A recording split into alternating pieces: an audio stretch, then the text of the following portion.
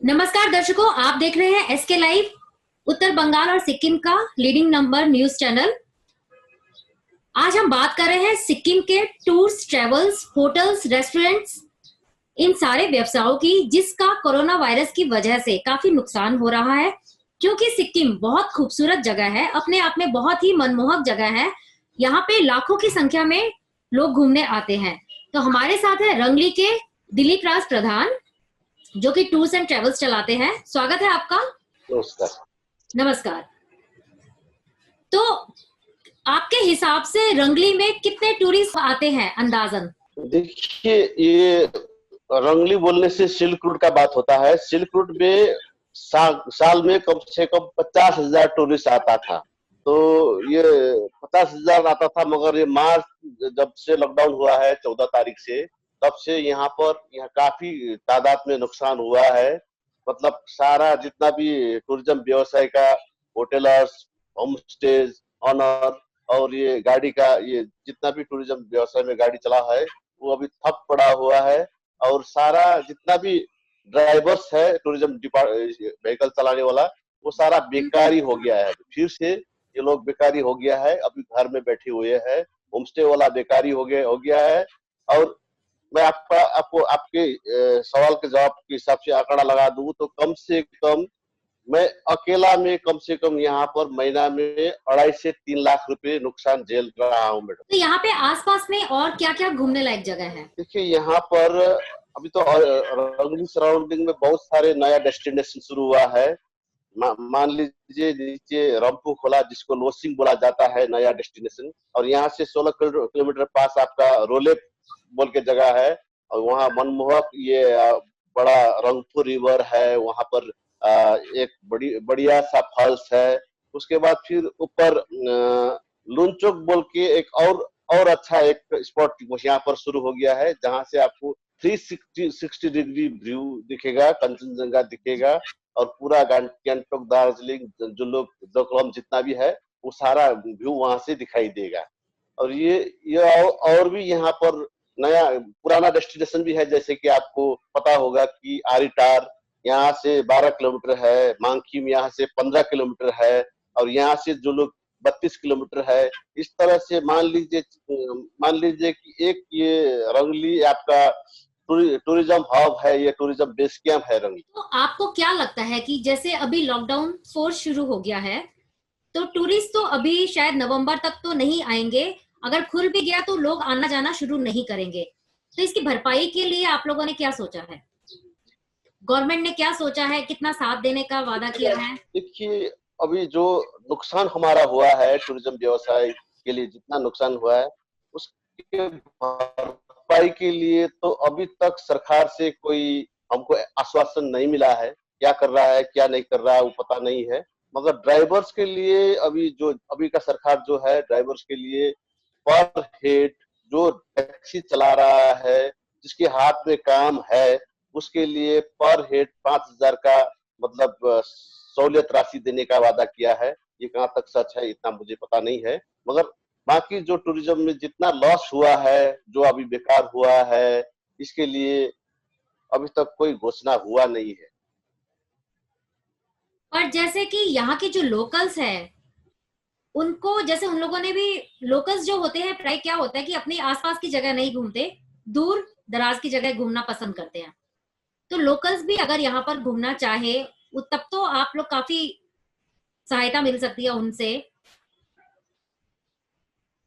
इस विषय में क्या बोलना चाहेंगे? देखिए, आपका बात सही है। लोकल्स का बात करें तो यहाँ पर लोकल घूमने वाला ना के बराबर ही है मैडम।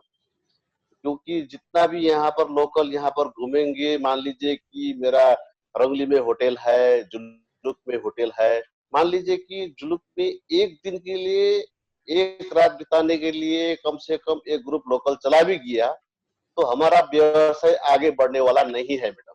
क्योंकि जितना भी हमारा ये जितना भी भरोसा है, जितना भी टूरिज्म चलता है, 90% आपका वेस्ट बंगाल का टूरिज्म से टूरिस्ट से चलता है। जितना भी चलता है आपका कोलकाता की तरफ से जितना भी आता है, उसमें से 90% होता है। बाकी जो 10% है अदर स्टेट से चलता है। तो सिक्किम के तरफ से, सिक्किम अपना स्टेट के तरफ से यहाँ पर टूरिज्म बिल्कुल नहीं चलता है। तो ये खोलने से भी, अब मान लीजिए कि मतलब स्टेट के अंदर ही टूरिज्म खोलने से भी, अगर यहाँ का लोग टूरिस्ट घूमने के लिए अगर खोल भी दिया जाए तो टूरिज्म व्यवसाय के लिए कोई फायदा पहुंचने वाला बिल्कुल नहीं है। तो आप लोगों ने क्या सोचा इसकी भरपाई के लिए? देखिए, अभी तक तो ऐसा भरपाई के लिए कुछ नहीं सोचा है। फिर भी सरकार की तरफ से अगर कोई भरपाई हो जाता है कि टूरिज्म व्यवसाय अभी कम से कम, आप तो बता रहे हैं कि नवंबर तक, तो मुझे तो लगता है 1.5 साल तक यहाँ पर कोई टूरिस्ट आने वाला नहीं है। आएगा तो भी छुटपुट टूरिस्ट आएगा, नहीं तो बिल्कुल नहीं आएगा। तो 1.5 साल तक ये सारा का सारा जो व्यवस्था है तितर बितर हो जाएगा। हमारा इतना स्टाफ है, इतना गाड़ियां है, ये सारा का सारा क्या करेंगे क्या नहीं करेंगे, ये हमने अभी तक सोचा नहीं है मैडम। तो सरकार की तरफ से अगर मतलब अच्छा पैकेज मिल जाए टूरिज्म व्यवसाय चलाने के लिए, या तो कम से कम ये स्टाफ का सैलरी के लिए भी कुछ अगर सरकार की तरफ से मदद हो जाता, तो ये यहाँ का मतलब कम से कम टूरिज्म व्यवसाय के लिए ऑक्सीजन मिल जाता। और क्या बोलना चाहेंगे? मैडम, ये जैसे कि आप अभी देख लीजिए, सिक्किम में अभी टूरिज्म एक मेन व्यवसाय हो गया है, आमदनी का मेन स्रोत हो गया है सिक्किम। तो यहाँ पर मैं सरकार को ये यहाँ से मैसेज देना चाहता हूँ, सिक्किम सरकार को, कि अगर हो सके तो टूरिज्म को बचाए रखने के लिए कीजिए, क्योंकि टूरिज्म ये दुनिया का सेकंड सबसे बड़ा बिजनेस है। तो इसको बचाए रखने से यहाँ का अनएम्प्लॉयमेंट कम से कम सॉल्व हो जाएगा। या आपको टूरिज्म व्यवसायी जितना एम्प्लॉयमेंट यहाँ का लोकल को दे रहा है, इतना एम्प्लॉयमेंट और कोई नहीं दे रहा है। तो इसका एम्प्लॉयमेंट बचाने के लिए यहाँ पर बेकारी, बेरोजगारी कम करने के लिए, कम से कम ये टूरिज्म व्यवसाय को बचाए रखने के लिए कुछ सरकार की तरफ से कुछ पहल करे, मैं यही चाहता हूँ। धन्यवाद दिलीप जी।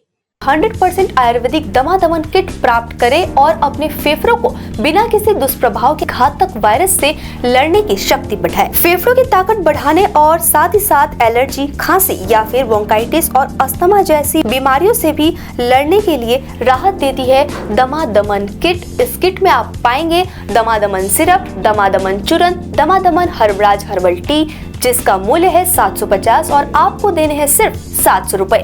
Contact number 8597738095।